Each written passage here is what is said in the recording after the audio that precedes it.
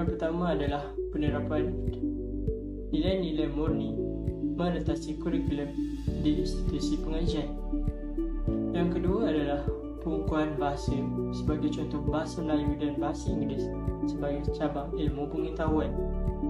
Seterusnya, melahirkan modal insan berkeyakinan diri dan berdikari.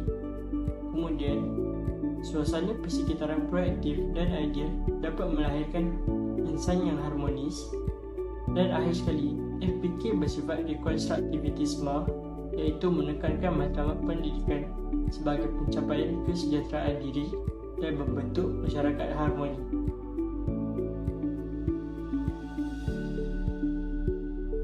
Selamat pagi semua. Hari ini saya akan mengulas tentang matlamat falsafah pendidikan kebangsaan dan kaitannya dengan penghayatan rukun negara. Seperti yang kita tahu, Malaysia merupakan sebuah negara yang berbilang kaum. Oleh itu, perpaduan harus diterapkan terutamanya dalam kalangan pelajar sekolah.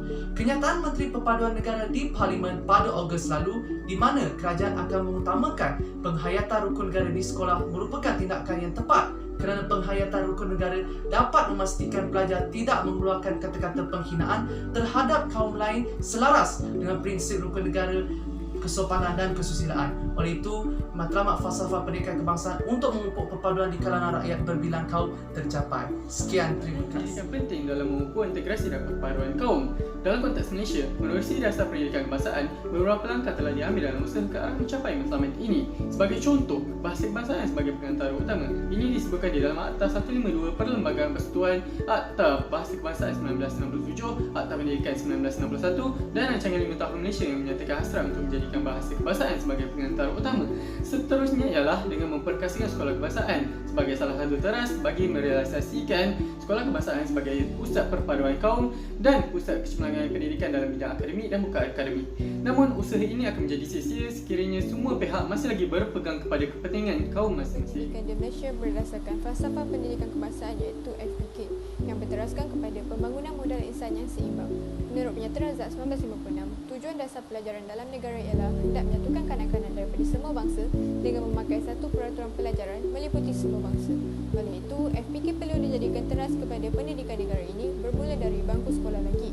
Antara hikmah pemupukan FPK dalam penerapan nilai perpaduan ialah negara memperolehi masyarakat Malaysia yang berilmu, berakhlak serta bertanggungjawab yang dapat memberi sumbangan terhadap keharmonian dan kemakmuran negara. Maka jelaslah, pelaksanaan sistem pendidikan kebangsaan amat penting bagi membentuk acuan perpaduan dalam negara.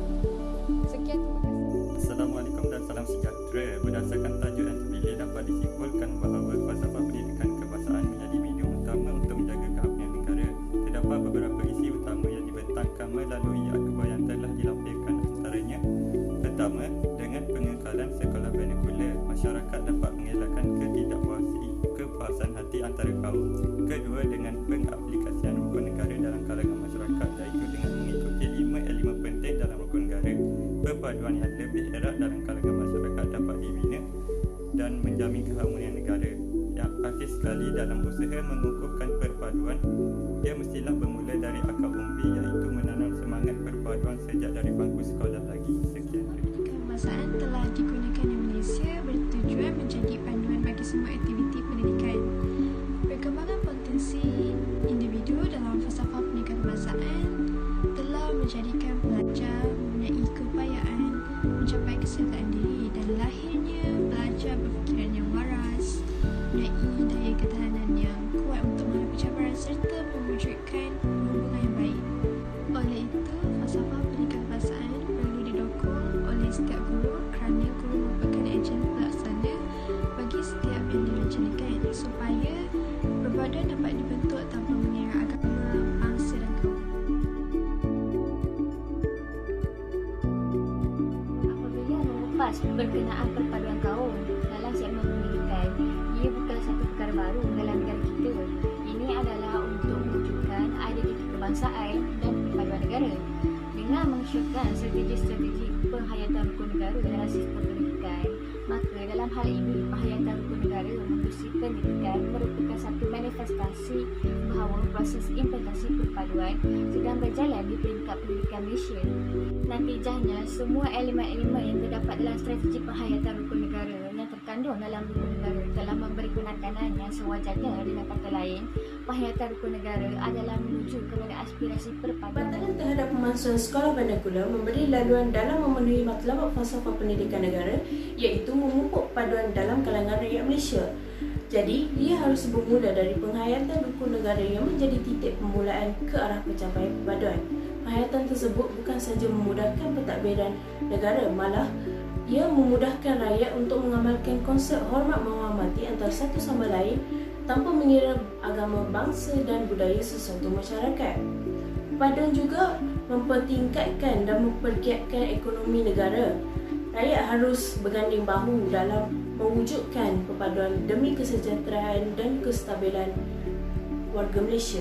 Sekian, terima kasih. Perpaduan bukanlah isu yang asing dalam kalangan rakyat Malaysia. Menteri Perpaduan Negara mengambil inisiatif untuk mewujudkan perpaduan dengan menyuntik kesedaran berhubung prinsip rukun negara sejak dari peringkat awal lagi. Salah satu kepentingan menghayati rukun negara adalah untuk mencapai perpaduan yang lebih erat.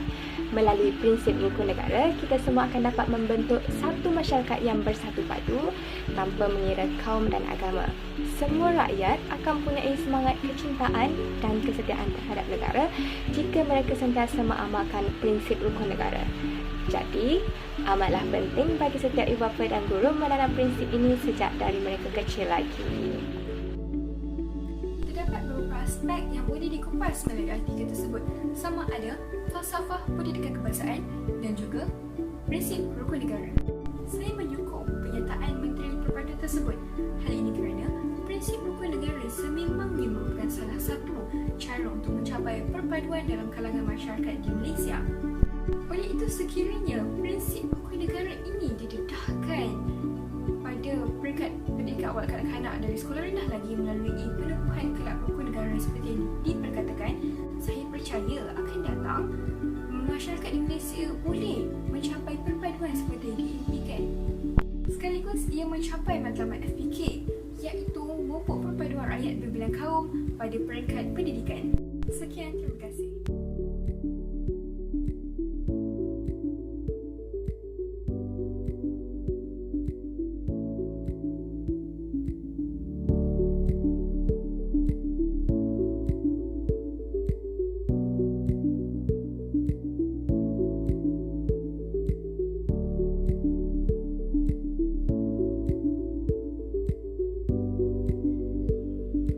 Kita dah lain sikit.